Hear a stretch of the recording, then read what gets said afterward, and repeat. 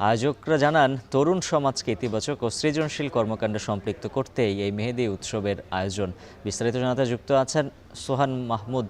সোহান, জানাবেন এই ভোট উৎসব ঘিরে কেমন উচ্ছ্বাস দেখছেন তরুণদের মাঝে?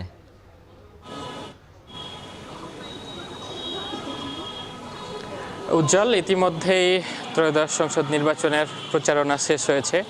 মাঠ থেকে ফিরেছেন প্রার্থীরা। তবে আজকে আমরা চাঁপাইনবাবগঞ্জ নবাবগঞ্জ সরকারি কলেজে এসেছিলাম। আমরা এখানে এসে দেখতে পেলাম যুবকদের মধ্যে, তরুণদের মধ্যে এক ভিন্ন ধর্মী আয়োজন। এখানে আয়োজন করা হয়েছিল মেহেদি উৎসবের। দুপুর ৩টা থেকে তারা একে অপরকে মেহেদি দিতে ব্যস্ত ছিল, উচ্ছ্বাসে মেতেছিল তারা। তবে স্থানীয় প্রশাসন তাদেরকে আসলে সময় বেঁধে দিয়েছিল ৫টা ১৫ মিনিট পর্যন্ত, যা ইতিমধ্যে মোটামুটি শেষ হয়েছে। তবে তারা যেগুলো বলছেন যে আসলে এই গত যে নির্বাচনগুলো হয়েছে সেগুলোতে আসলে তরুণীরা নিজ ইচ্ছে বা পছন্দের প্রার্থীকে ভোট দিতে পারেননি, তার বিকল্প চিন্তা করে তারা এই আয়োজন করেছেন। সবাই খুশিতে উচ্ছ্বাসিত হয়ে একে অপরকে মেহেদি পরিয়ে দিচ্ছেন। একদম উচ্ছ্বাসে পরিণত হয়েছিল এই জায়গাটি।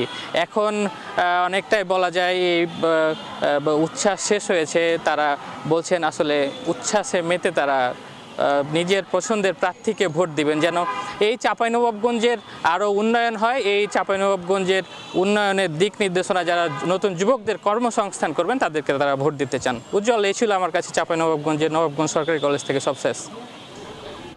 মেহেদি উৎসবের খবর জানাচ্ছিলেন সোহান মাহমুদ। আর এই ছিল আপনার এই ঘন্টার আয়োজন।